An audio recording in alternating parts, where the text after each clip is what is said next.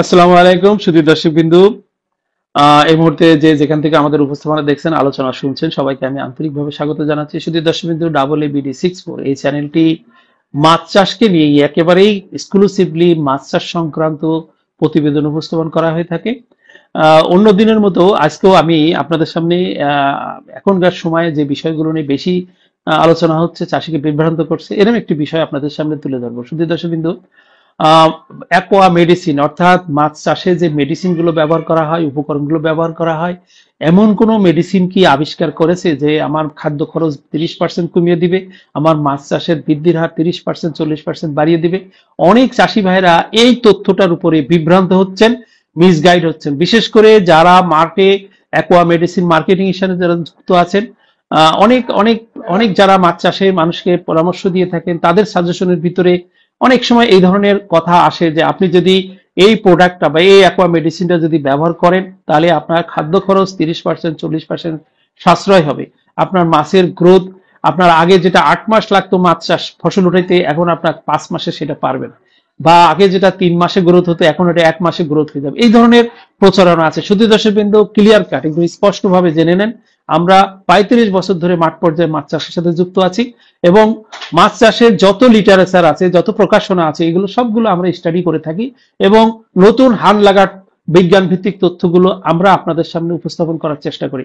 পৃথিবীতে এমন কোনো মেডিসিন, এমন কোনো উপকরণ আবিষ্কার হয় নাই যে আপনার খাদ্য খরচটাকে 30% 40% কমিয়ে দেবে।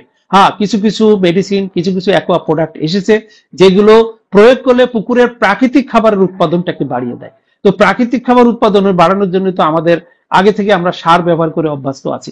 সেই সারেরই আরেকটা সাপ্লিমেন্ট বা আরেকটি কেমিক্যাল, যেটা পুকুরে হরমোনাল কেমিক্যাল, সেগুলো সেগুলো প্রয়োগ করলে, অল্প প্রয়োগ করলে আপনাকে সেখানে প্রাকৃতিক খাবার তৈরি হয়। তো প্রাকৃতিক খাবার যদি তৈরি করা হয়, তো প্রাকৃতিক খাবার সে তো মাছে, বিশেষ সিলভার, বিঘেট, কাতল, এই মাছগুলোতে সেগুলো তাদের গ্রোথের উপরে একটা প্রভাব পড়বে, প্রাকৃতিক খাবারের প্রাচুর্য বাড়বে। কিন্তু মনে রাখতে হবে যে মাছগুলো খেয়ে বা সম্পূরক খাবার খেয়ে বড় হয়, বিশেষ করে রুই মাছ, মৃগেল মাছ, কার্পু মাছ, এই কালীবাউস মাছ, এই মাছগুলো যেহেতু সরাসরি খাবার খেয়ে বড় হয়, তাদের উপরে তেমন কোনো প্রভাব পড়বে না।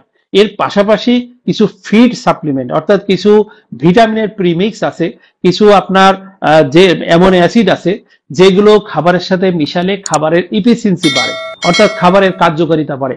যেমন গাট প্রপার্টিস ব্যবহার করলে খাবার দ্রুত হজম তার প্রক্রিয়ায় সুবিধা হয়। এই যে ভিটামিন প্রয়োগ করা বা গাট প্রোবায়োটিক্স প্রয়োগ করা বা কিছু অ্যামাইনো অ্যাসিড প্রয়োগ করা, এগুলো খাবারের এফিসিয়েন্সি বাড়িয়ে দেয়। ফলে তার খাবারের যে কোয়ালিটি সেটা বাড়ে, সেটা গ্রোথে কিছুটা ইনহ্যান্স করে, কিন্তু সেটা পার্সেন্টেজ দিয়ে, শতকরা হার দিয়ে দেওয়ার মতো ওইরকম পার্সেন্টেজ না।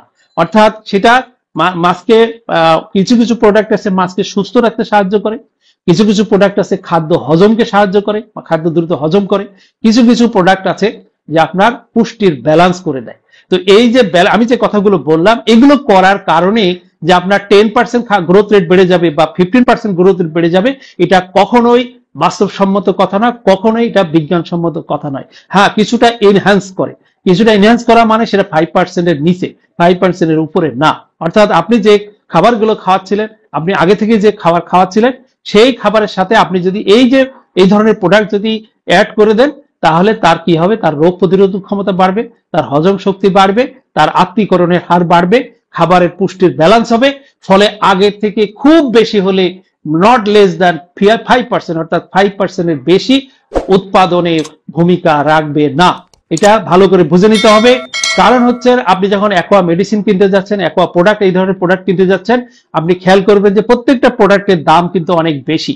ফলে আপনি এই মেডিসিনগুলো মিশিয়ে দিলেন, আপনার এই মেডিসিনের ব্যবহার করতে যে খাবারের খরচ হলো, খাদ্যর খরচ হলো বা টাকা খরচ হলো, সেই টাকাটা কি আপনার এই ব্যবহার করার ফলে সেই টাকাটা কি উৎপাদনে বাড়তি প্রোডাক্ট আসবে কিনা, এটা একটি বড় প্রশ্ন। এটা আপনাকে হিসাব করতে হবে। আপনাকে মনে রাখতে হবে, আপনি নর্মালি বাজারে যে প্রচলিত খাবারগুলো খাওয়াচ্ছেন, আপনি চেষ্টা করেন ভালো কোম্পানির ভালো মানের খাবার খাওয়াইতে, আপনি ভালো আমিষ সমৃদ্ধ খাবার খাওয়াতে চেষ্টা করেন, আপনার প্রোডাকশন কিন্তু ভালো হবে। যদি খাবারটা ভালো হয়, যদি অধিক সেই খাবারের ডাইজেস্টিবিলিটি অর্থাৎ আত্তীকরণের হার যদি ভালো হয়, অনেক খাবার বাজারে পাওয়া যায় যেগুলো অনেক দিন ধরে গোডাউনে গুদামজাত করা থাকে, সেই খাবারগুলো মাছে খায়, কিন্তু তার বড় অংশ শরীরে আত্মীকরণ হয় না। অর্থাৎ আপনি খাবার কেনার সময় ব্র্যান্ড কোম্পানি, ভালো খাবার দেখে খাবার কেনেন এবং সেই খাবার সঠিক ব্যবহার করার চেষ্টা করেন, তাহলে আপনি ভালো গ্রোথ পাবেন এবং ভালো আপনি সেই যে খাবার খাওয়ায় যে মাছের উৎপাদন হবে সেখান থেকে আপনি ভালো প্রফিট করতে পারবেন। মনে রাখবেন, খাদ্যের বিকল্প কোনো মেডিসিন নাই। পৃথিবীর কোনো প্রাণীর জন্য কোনো খাদ্যের বিকল্প মেডিসিন বলে কোনো কিছু নাই। মাছের ক্ষেত্রেও এই ধরনের কোনো মেডিসিন নাই যে মেডিসিন খাওয়ালে মাছের গ্রোথ রেট 30%, 40% বেড়ে যাবে বা তার গ্রোথের অর্থাৎ বৃদ্ধির টাইমটাকে কমিয়ে নিয়ে আসা যাবে। এই ধরনের কোনো মেডিসিন অদ্যাবধি আবিষ্কার হয় নাই। যদি চাষি ভাইরা, আমি আশা করি আপনাদেরকে আমি বোঝাতে সক্ষম হয়েছি। যে কোম্পানি বলুক না কেন, আপনারা ওই প্রোডাক্টের কি ব্যবহার, অ্যাকচুয়াল প্রধানত কি ব্যবহার সেটা দেখে সেই প্রোডাক্ট ব্যবহার করবেন এবং মাছ চাষে এই আপনার খরচটাকে আপনি নিয়ন্ত্রণে রাখবেন, যাতে বর্তমান সময়ে মাছ চাষ এবং মাছের উৎপাদন খরচ এবং বিক্রির ভিতরে আপনার সামঞ্জস্যহীন ভাবে চলছে। বেশিরভাগ চাষি লাভ করতে পারছে না।